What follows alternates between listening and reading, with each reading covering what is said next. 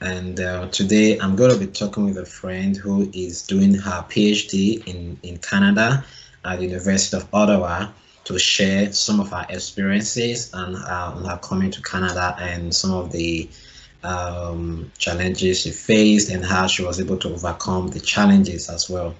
So I want to, can you just maybe tell us a little bit about your name, where you're from, and then your the school you went to in Nigeria?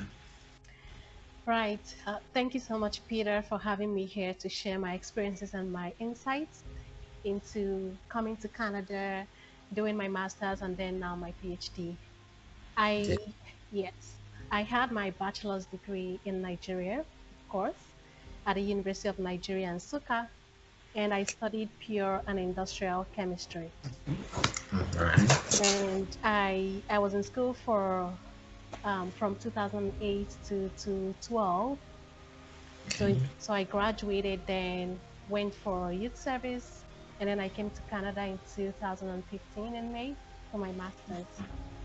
Okay. All right. That's interesting. So when you finish your undergraduate program, so what motivated you to, decide to pursue your studies in Canada? So how did it all happen? That's a very good question because there wasn't really a motivation to Okay. pursue grad studies. When I finished my undergrad, I come from a family with a very poor financial status. Okay. So everything that I had in mind, being the very first child in my family, everything that I had in mind at the end of my undergrad was to get out of there, get into the job market, find a job, get a very good job, well-paying job to help my family, right? To help my parents, to help offset the financial burden that was that we were experiencing in my family. And we are six in my home, so you can imagine, that's a lot to carry for my parents. So that's all I wanted to do as the first child of the family. However, my mom really wanted me to do masters. She wanted me to continue on because she saw a lot of potentials, and then of course a lot of people thought that I would continue on to masters. That's perfect. The traditional route then would be to get a graduate student position, or rather the graduate assistant position at the In the at the university. university. Exactly. And but that was never in the plots. So I wanted to just get a job, and I was pursuing that right after my youth service. I was interviewing for jobs at KPMG, banks, and a lot of places, but I wasn't coming forth. But I guess sometimes, that's where God is really the ultimate. That's He's the that's right. author, he's the finisher, he's the creator. He knows where you're headed, right? He has a script for your life. Like he's Created the planned it path. out right from the beginning, regardless of what's going on. So when I was, so yeah, very little story, story time on the 10th of September 2014, which also happened to be my birthday. Wow, that's great. Okay. Yes. So I was sitting in my mom's room. That was like maybe about 12 p.m., 12 to 1 p.m. I was trying to kind of meditate on the life, on, how things were going and all of that, because I thought that at that point I should have been somewhere, especially in my job search, but I That's right. wasn't coming forth. So as I was sitting there, I got a message. I had my phone beside me, and then I got a message, and it says, "You have been recommended for grad studies, for masters on full Wow. funding at Dalhousie University, Canada." Wow. Then I'm like, this Like, has to great. be a scam. Yes. I was like, it has to be a scam. It has to be. Because, for one, I did not apply for any admissions. Okay. Okay. I did not apply for Very, admissions it's very in, surprising. yeah, in Nigeria, let alone outside of Nigeria. I did not apply for any scholarship or whatever. I did not. So, but then there was some sort of credibility in that message, and that's being that it came from UNN. It came from my department, from chemistry department, right? My alma mater. So I showed my mom and my dad, like they were like, oh my God, wow, that's like the biggest scam ever. Oh, wow. Wow. So, but anyway, the last line in the message said that I should come to UNN in the So, following week. yeah. Okay. And I was like, I'm gonna follow this, Mm-hmm. to the very Doesn't end. work. Mm-hmm. Yeah, to Doesn't work. see exactly. So I went to school. My dad was really skeptical. He was so scared. He was like, okay, I just, he was hoping it wasn't kidnapping or something like that. He thought it was child trafficking, or yeah, he had a lot of things in his head, Yeah. right? And That's that's normal. So, but anyway, when I got to UNN, I met with the person that I was supposed to meet, and he was like, wow. So this was my professor. He was one of my lecturers when I was in school. okay. I never had any personal relationship with Relationship. him, no any personal encounter. He taught one course, like, that All right. was it. Yeah. And he wasn't even someone that was so much active in the department. I think at that time he was more like a visiting, you know, Professor. not like a visiting though. No, no, no. He was a full prof, but I think he was retired at the time, but he was still, Still. taking exactly. So I met with him, and then he said, "Oh wow, congratulations. You were the chosen person." Uh, oh. Okay. I was like, "How do you mean I was the chosen person?" Okay. And I didn't get the full gist, but from everything that I gathered, they had so the guy had visited. He is a visiting professor to US and Canada. Okay. Okay. Yeah. So he had visited here, and he got to know about this opportunity for Okay. for a master's student. And then he got to know that from a very good friend of his. And the person who, like, the person who was advertising for the position wanted someone from Nigeria, someone really good and all of that. Yes. So he came back to UNN. He didn't really know any students personally. He threw that, the opportunity out there, told the other faculty members if they could find someone, they've been here for the longest time, who do they think that is deserving of this Position. opportunity. And they had sort of an in-house deliberation and all of that. And then that was how I was the chosen one. Wow.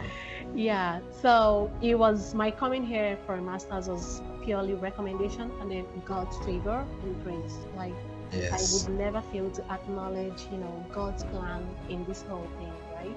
He's been like, he had the master plan. He had it, Yes. he orchestrated everything. That's And right. That's right. yeah, That's really very inspiring story, knowing that, God has a plan for each and every one of us, that even while we're sleeping, God is so, working at our back, yep.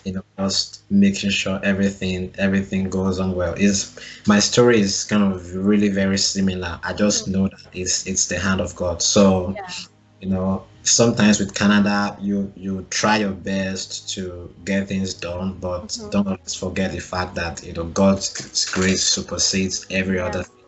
Yeah. every other thing. Absolutely. Okay, that's pretty interesting. So, from this story now, so you can get a position by recommendation. So that is really very possible. So start praying for recommendation. Yeah, All but right. then people gotta see the good things in you, right, before they That's could right. recommend you. That's So they had a lot of things, attributes that they said, oh, she's been a very hardworking student. Like when I was in the department, I wasn't so much known, but I guess my grades were speaking for me, right? that's right. And I didn't know the professors like personally, but yeah, they knew me by That's the grades.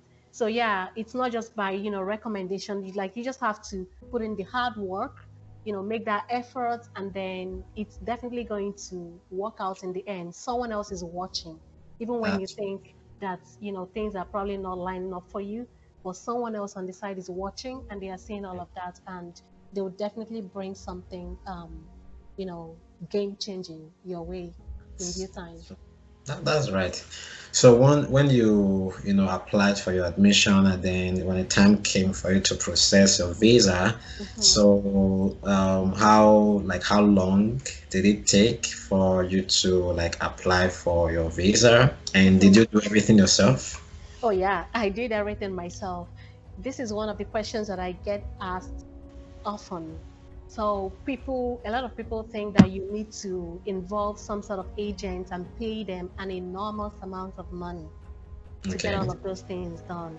Okay, so when I started applying for visa, I think I submitted my application maybe like February, March, around that time of 2015. I knew nothing. To be honest, I didn't know visa denials were a thing. And it I didn't. I it didn't know. doesn't happen to anyone, you I know. didn't, yeah, like I don't have anyone in my family who had gone abroad. Like I'm the very first person, right? So I didn't have some sort of wisdom or, insights to learn from. So I was just going there, like I'm very good at following instructions. Okay.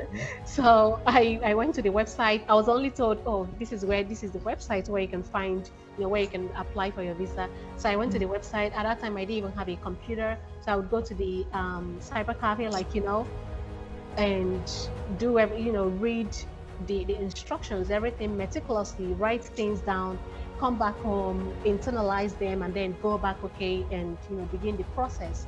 So I never had any inputs as to no everything. And then that's something being self-directed, right? Right. And you're learning. And while I was doing that, I was reading up information online, Googling, okay, I'm seeing this information, it's kind of ambiguous, like how do I resolve the things that I'm seeing? Or I was getting all of those answers from so many websites, like even Reddit, Quora, you Naira know land and the rest. Nairaland. Exactly, like Google is your friend. But people, a lot of times, like people, there is this sort of, I don't know, laziness that I've seen in a lot of people that I've come across. They don't want to go out there and find those information themselves, That's right. so they outsource that to someone else and then pay the person a huge amount of money. And I've seen a lot of people who didn't end up getting the visa, even after That's paying, yeah, that, so much for it. So yeah, I did everything myself, and my visa was out like in a month max. Like everything, I got everything. It wow. was it was very quick. And Wow. when I got my visa, people were like, "Oh my God, how did you do it? I've been denied." I'm like, "Denied? How do you mean denied?" You didn't even my my own. It was in fact when I applied for mine, Yeah. I just got my international passport in Okay. April, and Okay. I applied in April. It didn't even mine was like less than 3 weeks that I got Okay. response to from them, right? So Wow. it can be quick, Yeah. if everything just if they don't suspect anything, it Anything. can be very, very quick. Okay, Yeah. that's a good point to note that. One other thing, I know you mentioned that you had funding, Mm-hmm. so did you intend when in your there's a place you have to talk about your financial support. Right. So did you have like maybe someone else, as a sponsor, or you just presented your funding? I presented my funding in addition to, or rather, I presented my dad's bank statement at the Okay. time in addition to the funding. Yeah. And then, Okay. I mentioned that my family would be able to support me, Okay. yeah, through the All right. journey. Yeah. So that's very important. Me myself, similar experience. I had full funding as well, but I Okay. still have to show, kind of bank statement from Bank my statement. mother, just Yeah. to show that if anything happens, Right. you have a backup plan, Right. right? Able to sponsor you and get on. Because once you come, you Mm-hmm. don't get a funding approved that very week when you arrive. Mm-hmm. So you're going to take Mm-hmm. maybe like 2 weeks for Mm-hmm. everything to get Mm-hmm. settled. Yeah. So you want to Yeah. make sure you have the money to take care of yourself. Yeah. Okay. And the funding is contingent on a lot of things, right? That's right. You may come in and then you're no longer a student. Then of course That's they right. would, revoke the funding. That's But right. And yeah. you need to pass. You need to, in your courses, you need to have a minimum score. Hmm. So if it's below that threshold, then you also lose out of your funding. Right. So getting the funding and maintaining it is really very, very crucial. Right. Okay.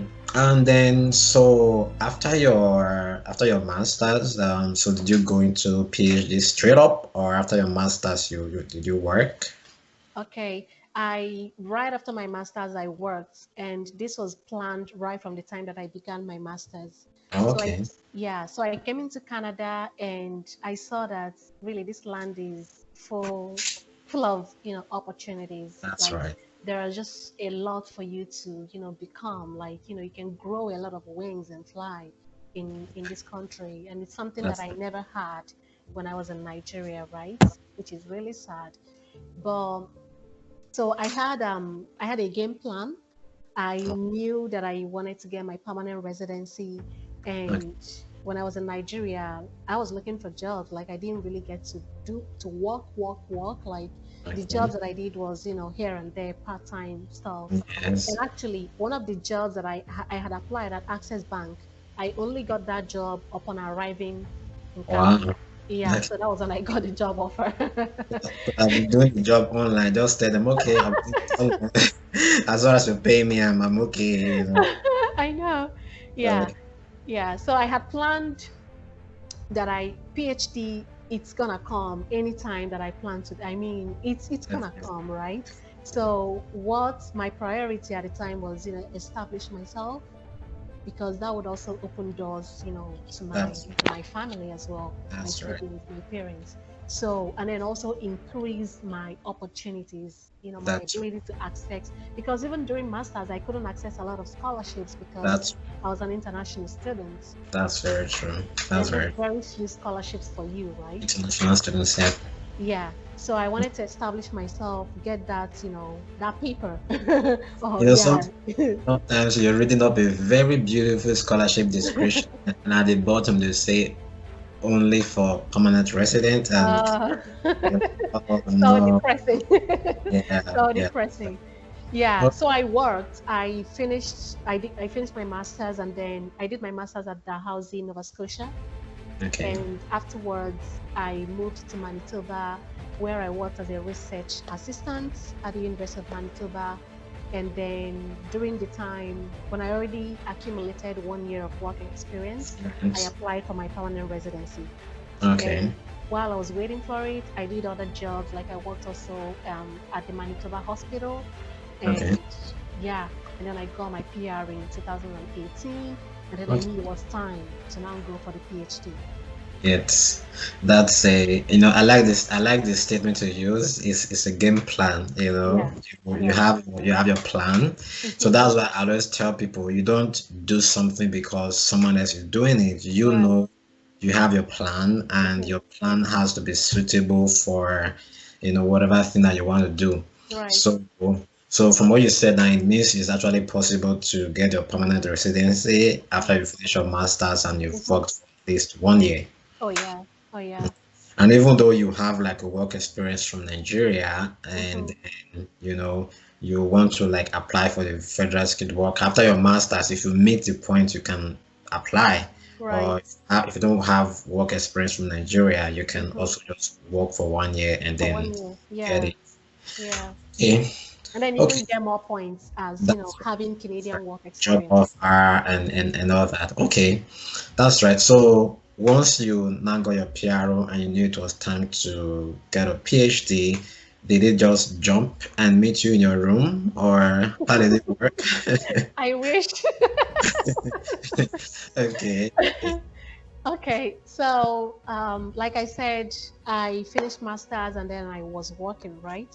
And during this time, really, it was a lot of learning experience for me, okay, and was more. I had more clarity as to what I want in a PhD, as okay, to the topic that I would like to research.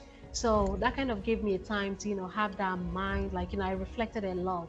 So during this time, I was able to develop some ideas and, some interest and voice. Okay, and especially when I was working at the hospital, my current research is mostly precipitated by my experience at the hospital. You Okay. know, I worked where in a hospital where I was like not even just working there. I volunteered there. I was visiting some patients where I got exposed to patients suffering from mental illnesses, and also being in Manitoba, I was involved in some groups that helped me to understand the burden of mental illness Okay. in on people, like the personal the personal burden, and also the economic burden. I kind of understood the stigma, like I saw a lot of stigma surrounding mental illnesses and how that prevented people from getting the right care that they need. And I began to read more about mental health, and then I stumbled upon research, groundbreaking research showing the importance of nutrition in mental health. Okay. So that was how I kind of began to develop that interest in nutrition and mental health research. And then I began to, I had sort of a direction as to where I was headed, right, in terms of my research. Okay. Now, having this direction, then I began to look out for who, where do I conduct this research exactly, the supervisor and all of that. So thankfully, I interviewed some supervisors Yeah. in many universities, but they weren't really their research, though interesting. But not really what you wanted per se. Exactly, not really what I wanted. I mean, I could shine, I could do so much well there, but it's not really like I don't resonate so much with That's right. with their research until my master supervisor suggested this lady at University of Ottawa, Okay. and she does stress, nutrition, mental health research. And I read through her profile and her research program, like that kind of stood out Should- for me. I was like, wow, okay, this is actually what I'm looking for. Mhm. I got to speak with her. I arranged a meeting with her. I traveled down from Manitoba to Ottawa during the Okay. Christmas of 2018. So I met with her, we talked, and we clicked. And then Wow. yeah, and then that was how it happened. And I at that time, like she didn't have funding, so I applied for a scholarship that is Okay. administered through the university, and it's Okay. actually a nutrition and mental health scholarship. Scholarship. Yeah, so I applied for the scholarship, a 25,000 scholarship fee per year, Okay. and thankfully I got the scholarship. And Oh, that's yeah, amazing. so and then I applied for the admissions, I got that. So yeah, that's how I am here. That's so it means, there is a lot of work to be put into it. So it's not something that just come while sitting in your house Right. on the Vanier Scholarship. So can you just tell us a little bit what is actually a Vanier Scholarship? Okay. I give it up to God. Like That's the right. story That's behind even submitting the scholarship application, it's if I have the time to probably share the story about, when I submitted the scholarship application, like I yeah. didn't submit it by the deadline. Wow. Yeah. Wow. I had technical glitches and all of that. So Okay. I couldn't submit the scholarship, the application, and I was so gutted. I was like, yeah, Yeah.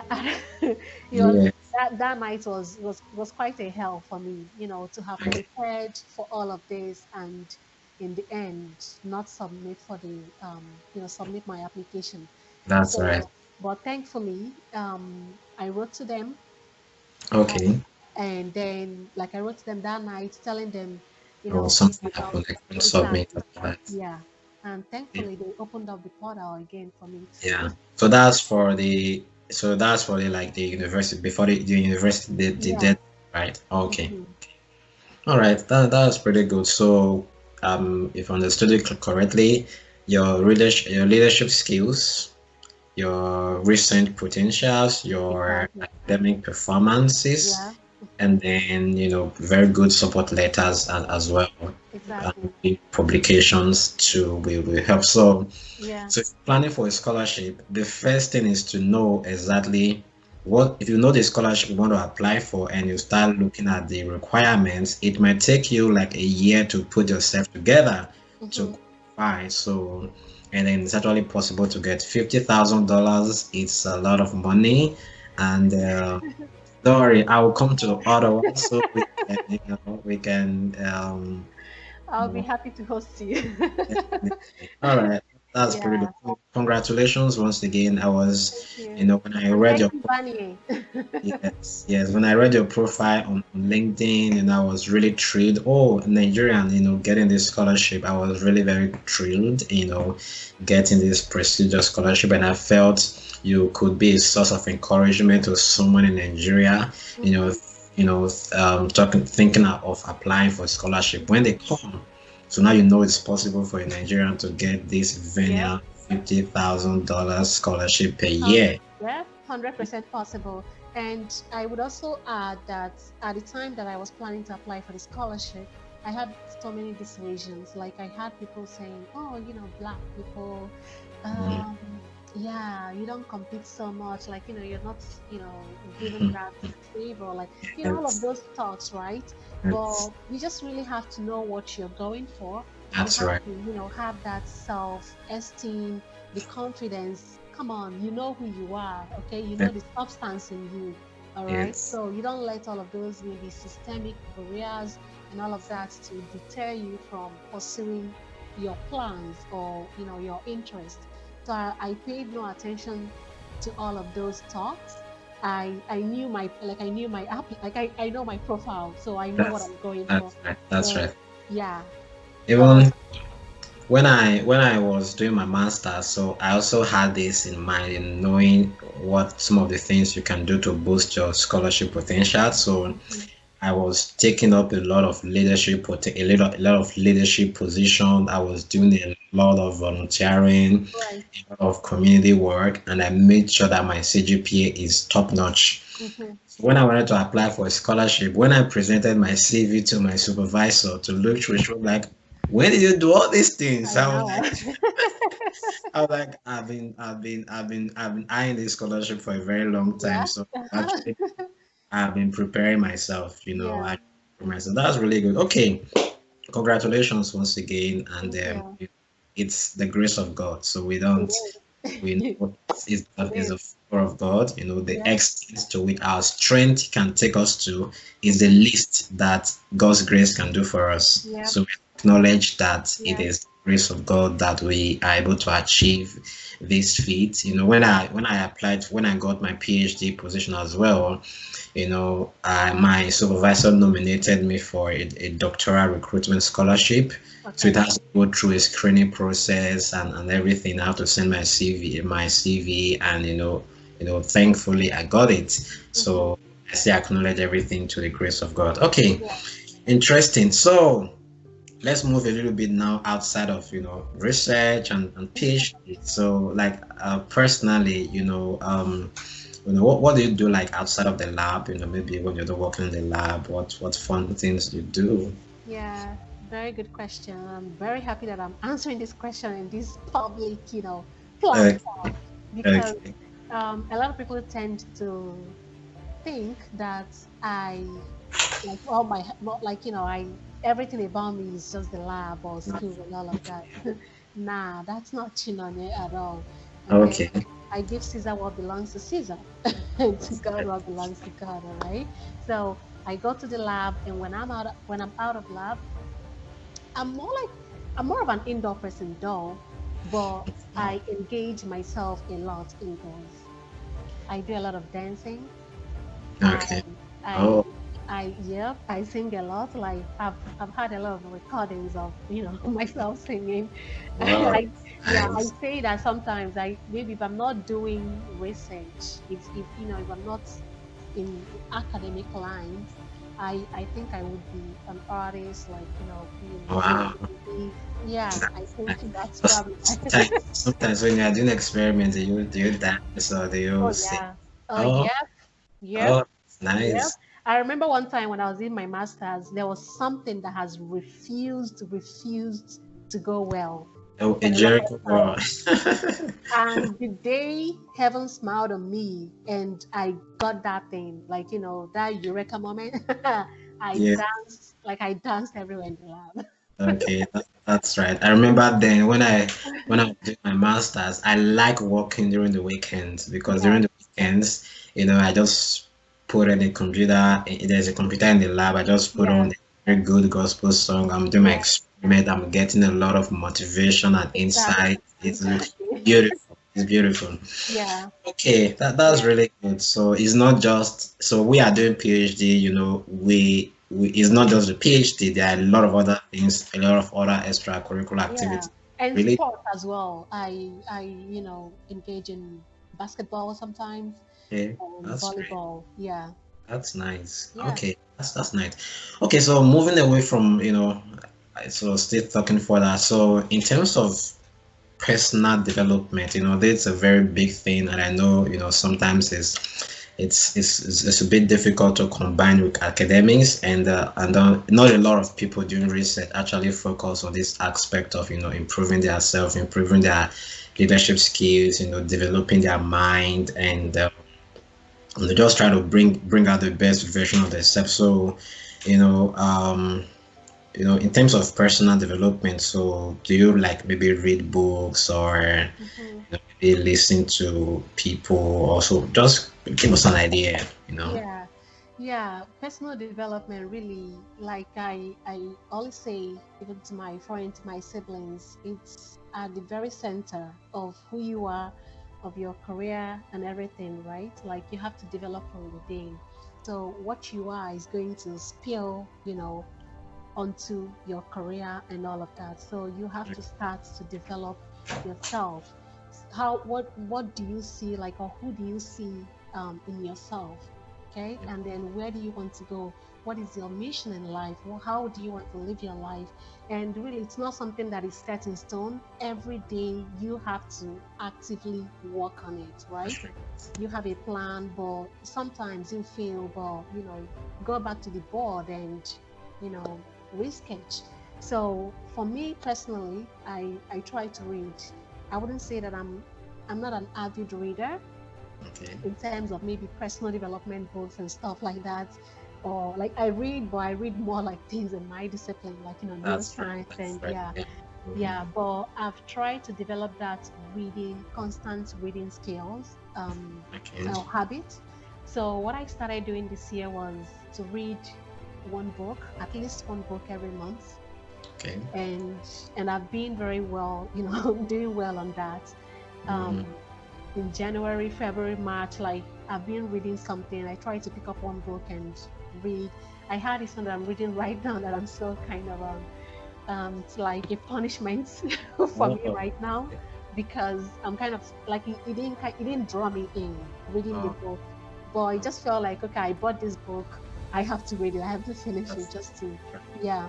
So I read Okay. and I listen to really a lot of inspiring talks. I listen to people that I see myself, people that have walked the path that I'm walking, right? So you just need to find that person that inspires you, that person that is, like a model to you, to your career or to your life, the life that you want to live. So I listen to Michelle Obama a lot. I listen to her talks, Oprah as well. Different. Okay. Yeah, I listen to her talks. I also there is this lady coming to my mind now, but I just forgot. I just forgot her name. Yeah. Yeah, but I try to listen to some of those talks. They inspire me so much. They help me to see so much more in myself More yourself. and how I can develop myself the better. And then also, as I develop myself, I other things that I do actively, really, I volunteer a lot, Okay. because I see that when I'm out there helping people, I'm developing myself, I'm That's very developing my important. character and all of that. Connecting with people. Development is not just about what you do for yourself, but what you do for other people, You're right? not just like person, just yourself oriented, Yeah, but to also, yeah, helping people and yeah. in the community. Yeah. It's really important. Even myself, I love to volunteer. When I was doing my masters, they were calling me Mr. Volunteer Oh wow. because because all of us will be planning to go to an event, and then we're like, okay, let's go there. And then I've already registered to volunteer for the event. And Mm-hmm. then when I get there, like, okay, I need to jump to the backstage and do some work, Oh yeah. So it was Yeah. the best, experience. A lot of the things I learned were Yeah. mostly from volunteering, Yeah. just working with the Yeah. community, working with people, and Yeah. that. Yeah. Okay. Yeah, I was One just gonna add, when you volunteer, you see things from various perspectives, serious right? perspective. That's right. And it's kind of enriches your knowledge, your wisdom, of the world, really.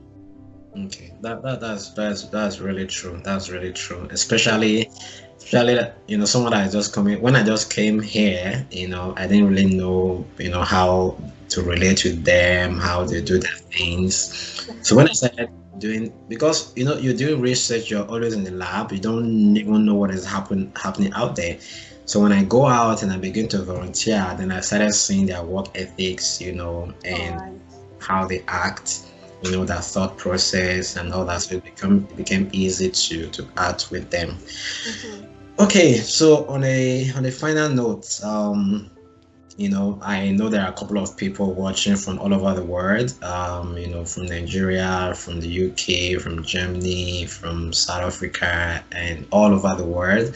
And then they have this dream of coming to Canada for study, maybe for either for their masters or for PhD or even for bachelors. So what final thought or final advice should or just a word for such people? Okay. So what I would say, first off, is you have all of those dreams of immigrating to Canada or to anywhere else in the world to pursue further studies or just to immigrate, permanently. Let's say, for instance, as a permanent resident in Canada. Don't give up on that dream, really. You're going to get a lot of rejections. I personally did not experience it, but What I happened? have, yes, but I have some mentees, some people that I'm mentoring, and they get those rejections, right? Right, And yeah. really, those rejections, they tend to make you better.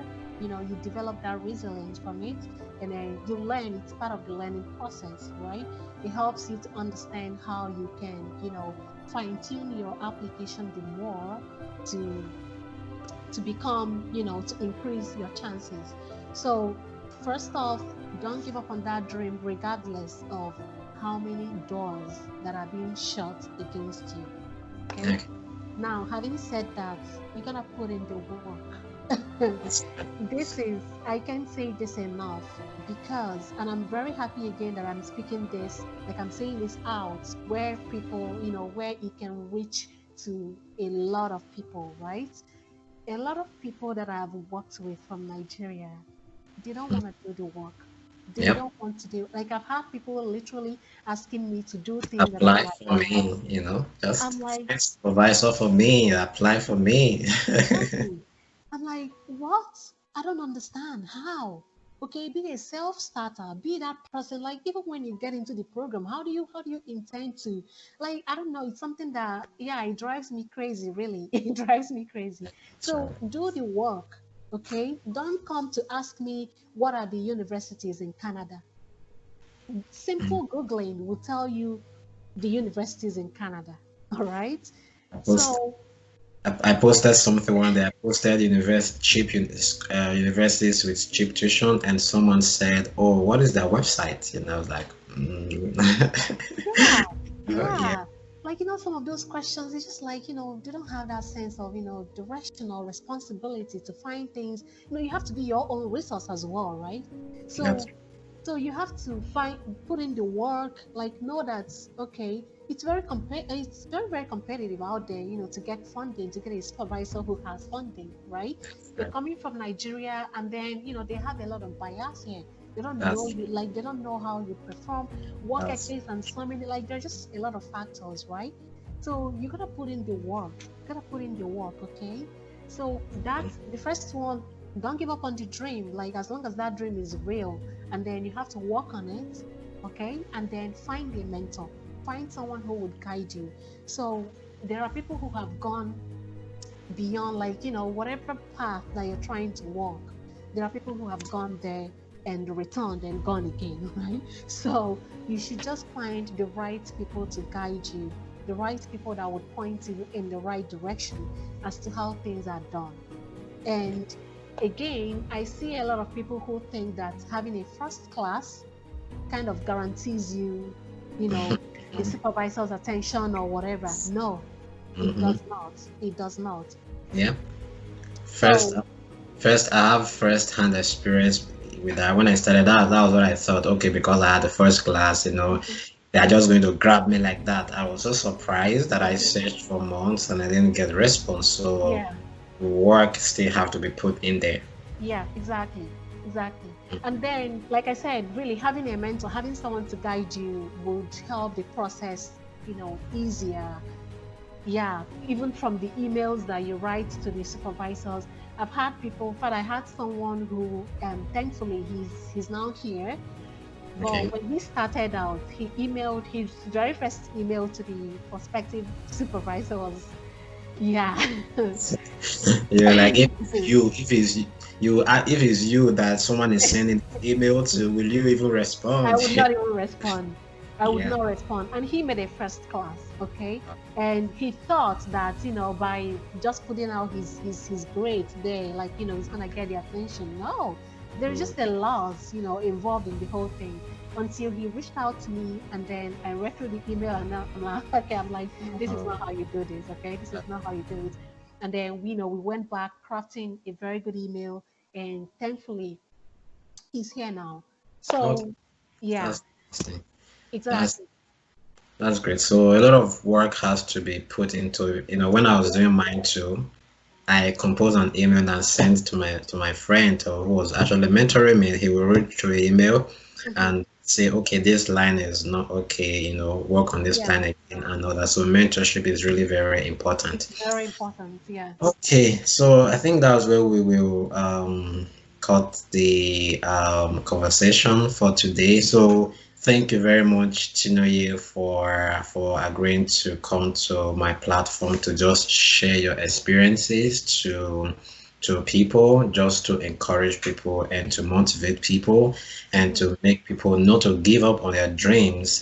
Thank you Yeah. very much for coming. And once again, congratulations on your Vanier Award and Scholarship.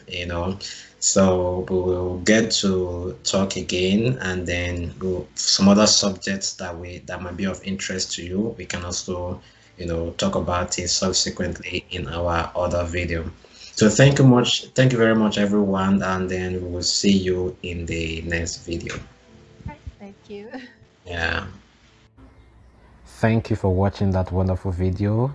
Don't forget to click on the subscribe button. Subscription is free. And if you have any other question, you can leave a comment in the comment section. And don't forget to share with your friends. Let's do this. Subscribe so we can be able to reach more people. See you in the next video.